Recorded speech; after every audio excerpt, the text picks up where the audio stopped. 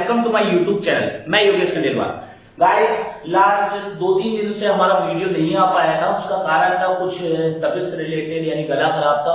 तो अब आपका क्रैश कोर्स का जो नेक्स्ट पार्ट है वो स्टार्ट होने वाला है।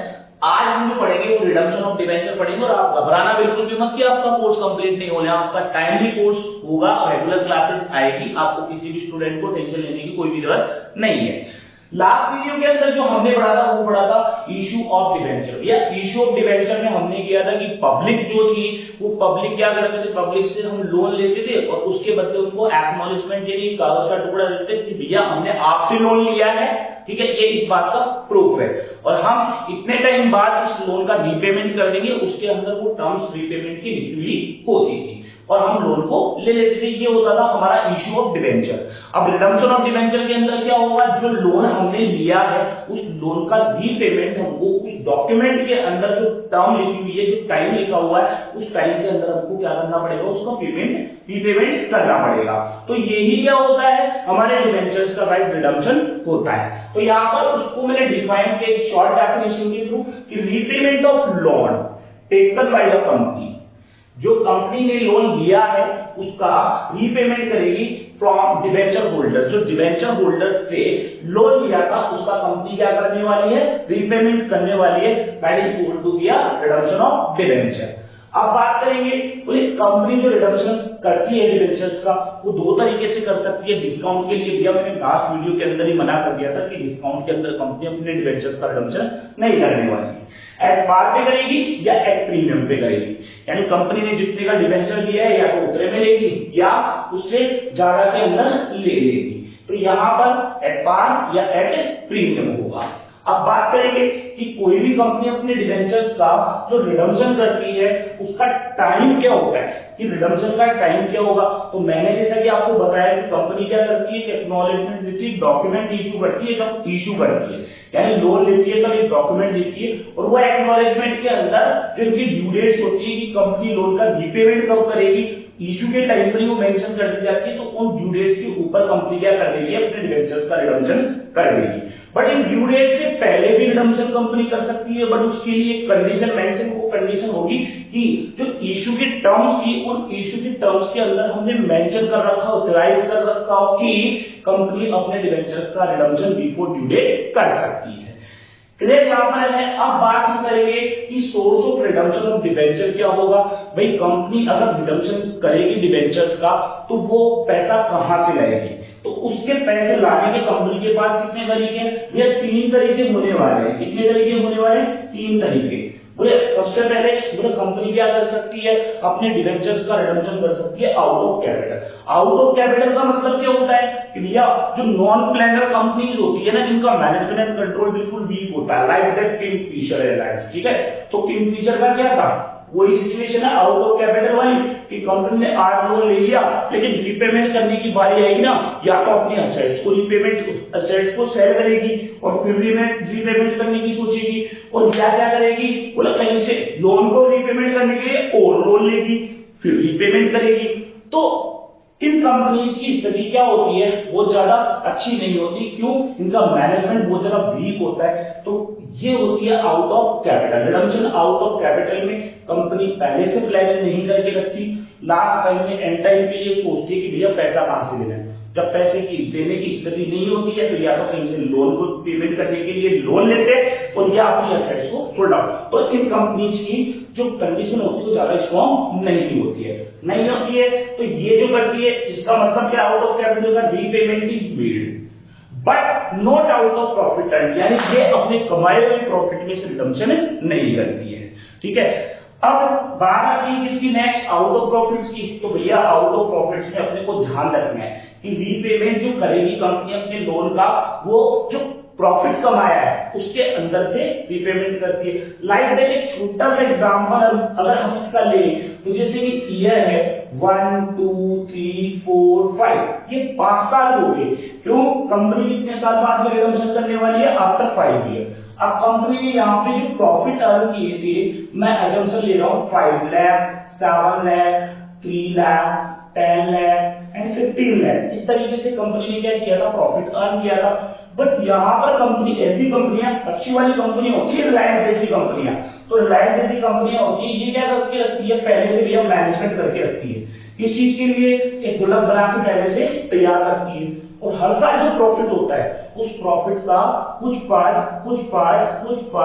पार्ट इनमें ट्रांसफर कर देती है, और ये कुछ पैसा मिला के, और जैसे कि कंपनी ने अगर डिवेंचर्स कितने इश्यू किए थे 5 लाख, तो इनके रिडम्पशन के लिए at the end of 5th year तक ये 5 लाख रुपीज का कंपनी अरेंजमेंट इस गुल्लक के अंदर कर चुकी होती है। तो कंपनी को बिल्कुल भी टेंशन नहीं होती at the time of repayment of loan, company आराम से रिडम्पशन करेगी। क्यों?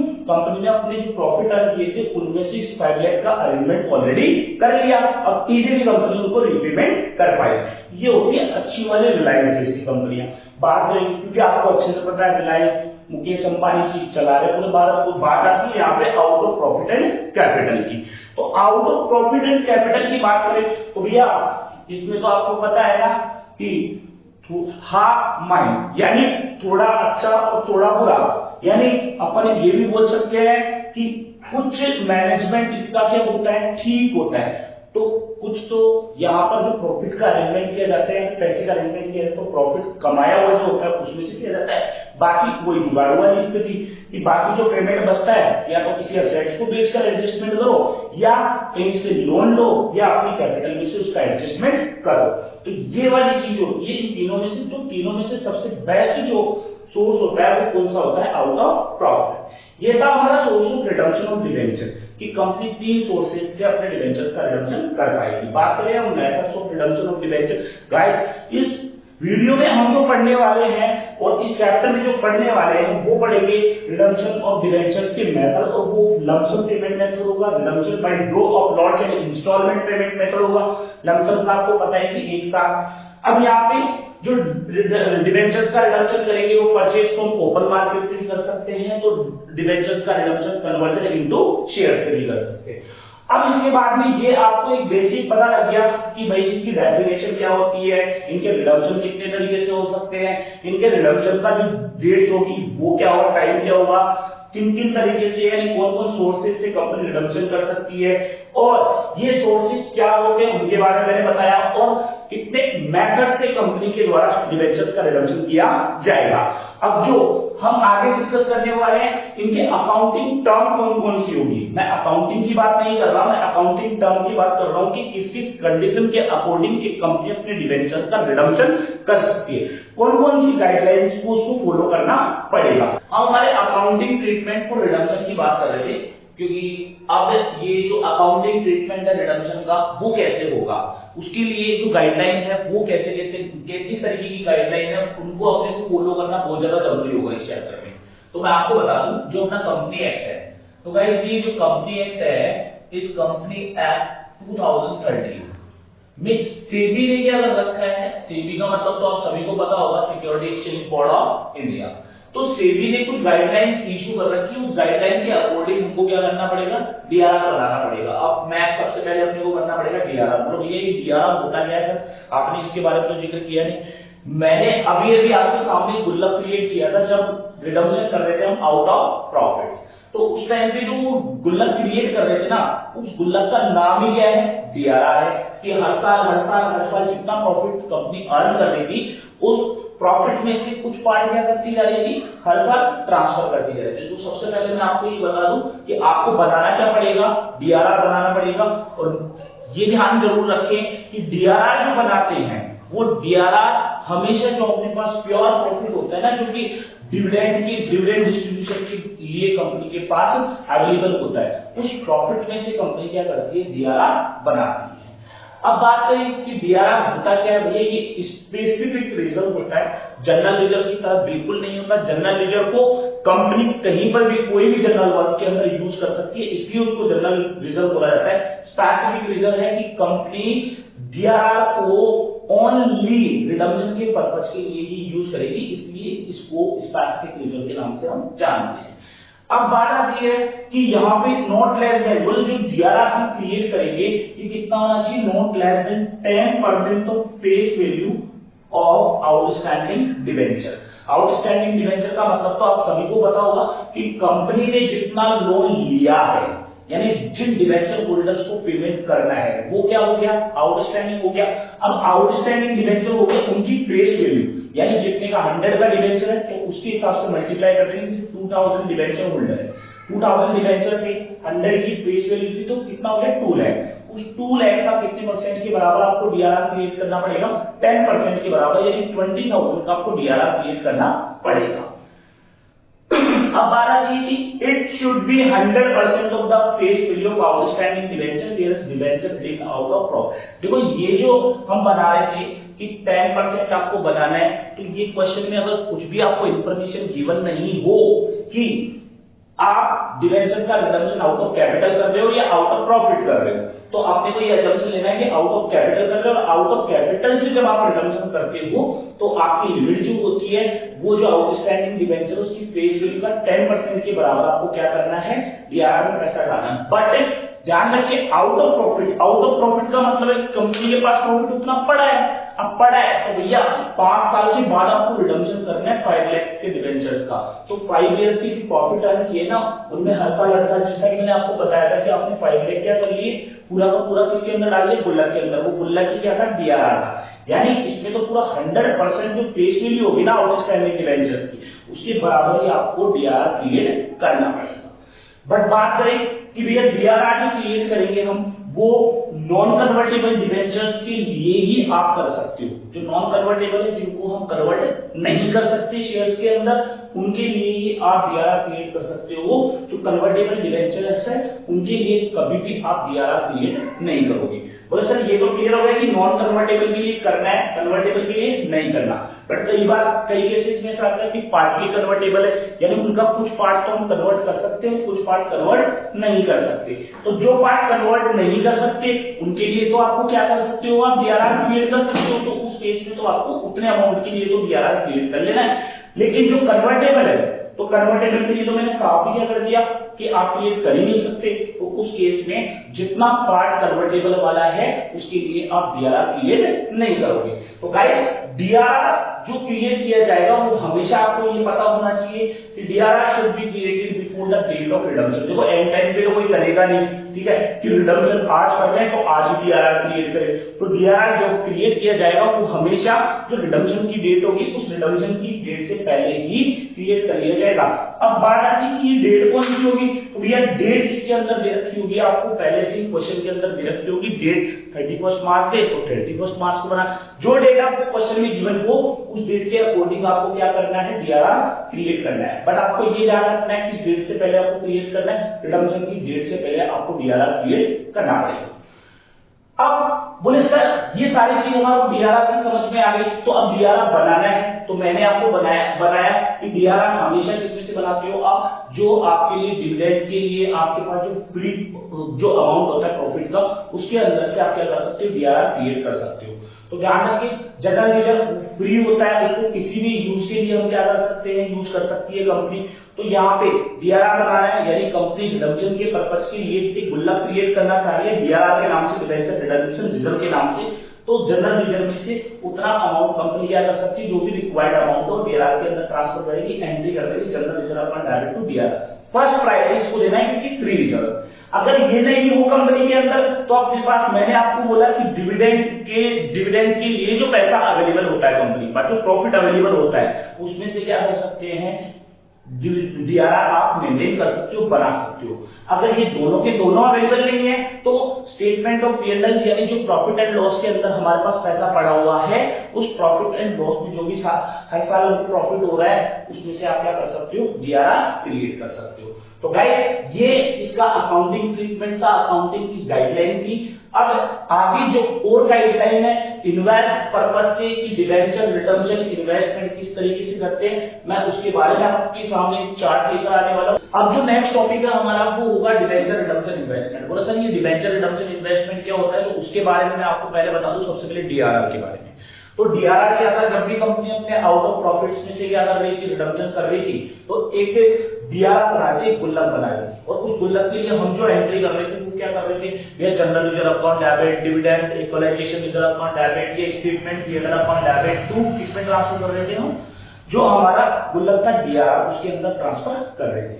लेकिन कहीं पे आपने इस एंट्री के अंदर टू बैंक या बाई बैंक कुछ भी देखा क्या? जब बैंक पैसा आ नहीं रहा, पैसा जा नहीं रहा, तो जैसे इसका एक एग्जांपल ले लेते हैं छोटा सा। मेरे को घर खरीदना है, अब घर खरीदना है 5 साल बाद में 10 लाख रुपए का। अब उसके लिए मेरी सैलरी में से हर साल में क्या कर रहा हूँ, सैलरी को डेबिट कर रहा हूँ, सैलरी में से पैसा निकाल के और मैं किस में डाल रहा हूँ, जो मेरा हाउस रिजर्व है उस हाउस रिजर्व के अंदर में एक गुल्लक बना लिया हाउस रिजर्व के नेम से और उसमें मैं डाल रहा हूँ। लेकिन यहाँ पर मैं 5 साल तक पैसा डाला, लेकिन बाद में end of the 5th year मेरे को जब घर खरीदना है तब मैंने देखा कि मेरे हाउस रिजर्व में भाई पैसा है क्या, इसमें टू बैंक कहीं पर भी हुआ क्या? तो सिर्फ ये फॉर्मेलिटी चल रही है, कागजों के अंदर चल रही है। तो बोले क्या करें भैया, आपको अगर पैसा रखना था, घर खरीदना था, तो उसके लिए आपको पेमेंट भी करना पड़ेगा, प्रैक्टिकली पेमेंट करना पड़ेगा। तो प्रैक्टिकली आपके पास फिजिकली पेमेंट होना चाहिए और होना चाहिए इस एंट्री में कहीं भी आपके पास पेमेंट इकट्ठा नहीं हुआ।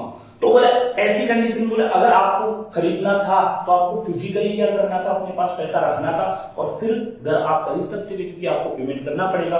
तो बोले अब क्या करें, अब या तो घर पे हम क्या घर में पैसा रख लें। अब पैसा रखेंगे तो किसके अंदर, या तो घर पे अलमारी के अंदर रखो या किसी दोस्त के पास अपना पैसा रखवाओ। तो भैया वहां पर हमको रिटर्न क्या मिल रहा है, कोई भी रिटर्न नहीं मिल रहा। तो कोई भी रिटर्न नहीं मिल रहा तो उस पैसे को हम घर पे ना रख के अगर उसको बैंक में डिपॉजिट करवाए या कोई इन्वेस्टमेंट कर दे, कोई सिक्योरिटी परचेज कर ले, तो उसके ऊपर हमको क्या मिलने वाला रहेगा, इंटरेस्ट मिलने वाला रहेगा। तो कंपनियां प्रैक्टिकली यही करती है कि जितना गुल्लक में अमाउंट ट्रांसफर करना है तो उसका एक लिमिट है, वो गुल्लक में जो ट्रांसफर किया उसका कोई भी यूज नहीं होता है। तो कंपनियां क्या कर सकती है, उसके लिए कंपनी 2013 में एक सेक्शन बना हुआ है, उस प्रोविजन बना हुआ, उस प्रोविजन में क्लियरिफाई कर रखा है कि आप एक पर्टिकुलर अमाउंट क्या करोगे, इन्वेस्ट कर दोगे और उस इन्वेस्टमेंट के ऊपर आपको क्या मिलने वाला रहेगा, हर साल इंटरेस्ट मिलने वाला रहेगा।